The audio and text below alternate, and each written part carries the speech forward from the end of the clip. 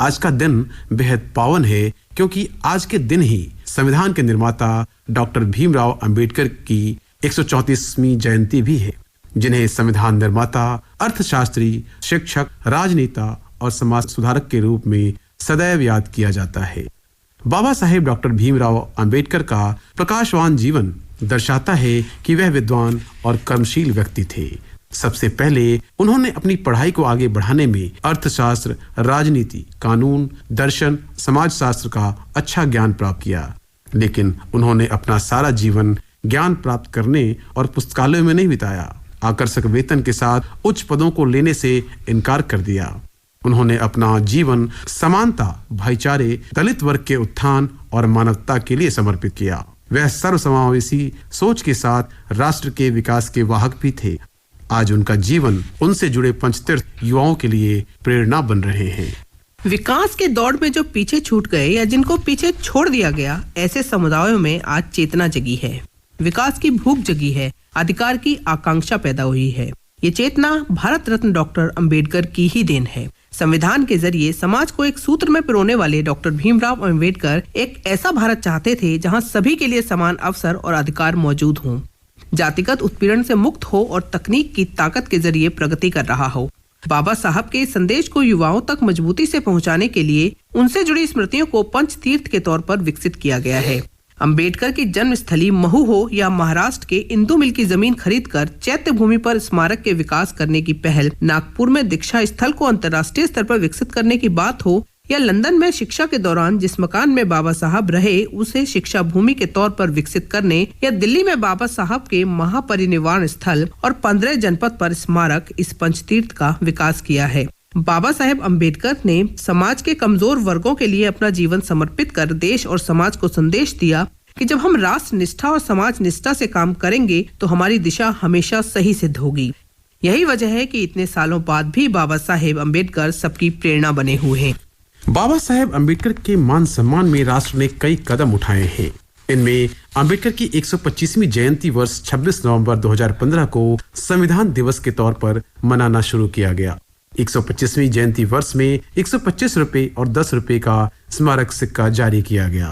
अंबेडकर जयंती 14 अप्रैल को हर साल सामाजिक समरसता दिवस के तौर पर मनाने की शुरुआत हुई। संयुक्त राष्ट्र मुख्यालय में पहली बार 14 अप्रैल 2016 को बाबा साहेब की जयंती मनाई गई। डिजिटल लेन देन को बढ़ावा देने के लिए शुरू किए गए विशेष ऐप को बाबा साहेब के सम्मान में भीम नाम दिया गया। पंचतीर्थ आज युवा पीढ़ी के लिए प्रेरणा स्थल बने हैं। इनमें है महू में जन्मभूमि। इस स्मारक की आधारशिला 1991 में रखी गई थी। आज यह स्मारक बाबा साहेब के प्रति श्रद्धा रखने वाले लोगों के लिए एक तीर्थ स्थल बन चुका है। महू में स्थापित डॉक्टर अंबेडकर इंस्टीट्यूट को उनकी जयंती के मौके पर ही मध्य प्रदेश में स्टेट यूनिवर्सिटी का दर्जा दिया जा चुका है। लंदन में शिक्षा भूमि। डॉक्टर अंबेडकर ने लंदन के जिस घर में रहकर 1920 के दशक में शिक्षा ग्रहण की थी, उस घर को खरीदकर अंतर्राष्ट्रीय स्मारक के तौर पर बनाया गया है। करीब 800 करोड़ रुपए की लागत से संग्रहालय में तब्दील इस स्मारक को विश्व के लोगों के लिए भारत के आर्थिक चिंतन को समझने का केंद्र कहा जा सकता है। इसके अलावा चैतन्य भूमि में स्मारक, मुंबई में चैत्य भूमि पर बाबा साहेब अंबेडकर स्मारक को विकसित कर भव्य रूप दिया गया है। आज यहाँ देश दुनिया के लोग आकर चिंतन मनन करते हैं। नागपुर में दीक्षा भूमि, बाबा साहब की 125वीं जयंती वर्ष में दीक्षा भूमि को A क्लास पर्यटन स्थल का दर्जा देने का ऐलान किया गया। A क्लास का दर्जा पाने के बाद से दीक्षा भूमि का तीव्र विकास हुआ है। स्मारक स्थल को विश्व स्तरीय बनाया जा रहा है। यहीं पर बाबा साहब ने अक्टूबर 1956 में अपने लाखों अनुयायियों के साथ बौद्ध धर्म की दीक्षा ली थी। दिल्ली में परिनिर्वाण भूमि और इंटरनेशनल सेंटर। डॉक्टर अंबेडकर का देहावसान दिल्ली के 26 अलीपुर रोड स्थित जिस बंगले में हुआ था, उसे राष्ट्रीय संग्रहालय के तौर पर विकसित किया गया है। संविधान की पुस्तकनुमा आकार में अनूठी इमारत का उद्घाटन 2018 में किया गया। राजधानी दिल्ली में ही 15 जनपद रोड को एक ऐसे अंतर्राष्ट्रीय केंद्र का रूप दिया गया जहां सामाजिक आर्थिक मुद्दों पर अनुसंधान हो और इस विषय पर थिंक टैंक का काम करे। 192 करोड़ रुपए की लागत से निर्मित इस बहुमंजिला इमारत का उद्घाटन 2017 में किया गया। बाबा साहेब अंबेडकर की जीवन यात्रा आज हर युवा और पीढ़ी की प्रेरणा है। बाबा साहेब डॉक्टर भीमराव अंबेडकर का जन्म 14 अप्रैल 1891 को हुआ था। वह अपने माता पिता की 14वीं और अंतिम संतान थे। डॉक्टर बाबा साहब अम्बेडकर के पिता रामजी मालोजी सकपाल ब्रिटिश सेना में सूबेदार थे और वह संत कबीर दास के अनुयायी थे। डॉक्टर भीमराव रामजी अम्बेडकर लगभग 2 वर्ष के थे जब उनके पिता नौकरी से सेवानिवृत्त हो गए थे।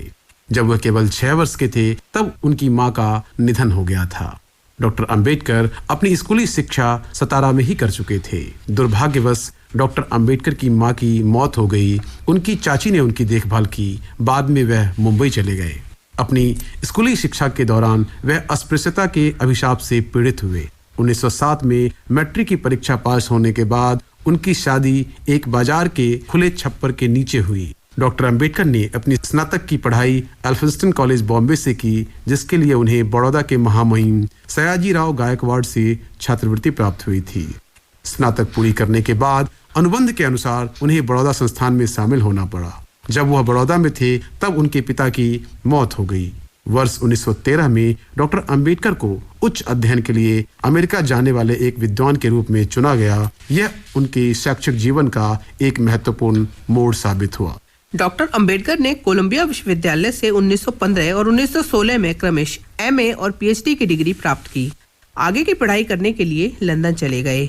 वह ग्रेस इन में वकालत के लिए भर्ती हुए। बार एट लॉ और डीएससी की डिग्री भी प्राप्त की। जर्मनी के बान विश्वविद्यालय में कुछ समय तक अध्ययन किया। 1916 में उन्होंने भारत के लिए राष्ट्रीय लाभांश, एक ऐतिहासिक और विश्लेषणात्मक अध्ययन पर अपना थीसिस लिखा और अपनी पीएचडी की डिग्री प्राप्त की। इस उच्चतम डिग्री को प्राप्त करने के बाद बाबा साहब भारत वापस लौट आए और उन्हें बड़ौदा के महाराजा ने अपना सैन्य सचिव नियुक्त किया।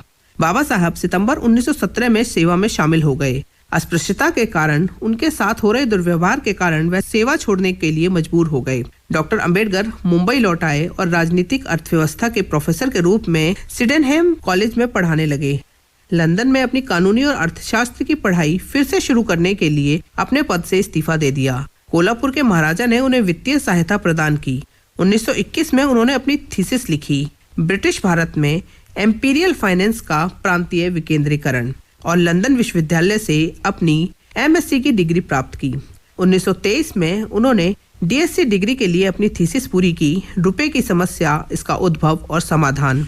1924 में इंग्लैंड से वापस लौटने के बाद उन्होंने दलित लोगों के कल्याण के लिए एक एसोसिएशन और 1927 में बहिष्कृत भारत समाचार पत्र की शुरुआत की। 1928 में वह गवर्नमेंट लॉ कॉलेज बॉम्बे में प्रोफेसर बने और 1 जून 1935 को वह उसी कॉलेज के प्रिंसिपल बने और 1938 में अपना इस्तीफा देने तक उसी पद पर बने रहे। डॉक्टर अम्बेडकर ने 15 अगस्त 1936 को दलित वर्गों के हितों की रक्षा करने के लिए स्वतंत्र लेबर पार्टी का गठन किया। 1946 में उन्हें बंगाल से संविधान सभा के लिए चुना गया। आजादी के बाद 1947 में उन्हें देश के प्रथम प्रधानमंत्री जवाहरलाल नेहरू के पहले मंत्रिमंडल में कानून एवं न्याय मंत्री के रूप में नियुक्त किया गया। लेकिन 1951 में उन्होंने कश्मीर मुद्दे, भारत की विदेश नीति और हिंदू कोड बिल के प्रति प्रधानमंत्री नेहरू की नीति पर अपना मतभेद प्रकट करते हुए मंत्री पद से इस्तीफा दे दिया। Doctor B R. अम्बेडकर को उस्मानिया विश्वविद्यालय ने 12 जनवरी 1953 को डॉक्टरेट की उपाधि से सम्मानित किया। आखिरकार घोषणा के 21 वर्षों के बाद 14 अक्टूबर 1956 को उन्होंने नागपुर में एक ऐतिहासिक समारोह में बौद्ध धर्म अपना लिया और 6 दिसंबर 1956 को उनकी मृत्यु हो गई। बाबा साहेब ने भारतीय रिजर्व बैंक के गठन में महत्वपूर्ण भूमिका निभाई थी।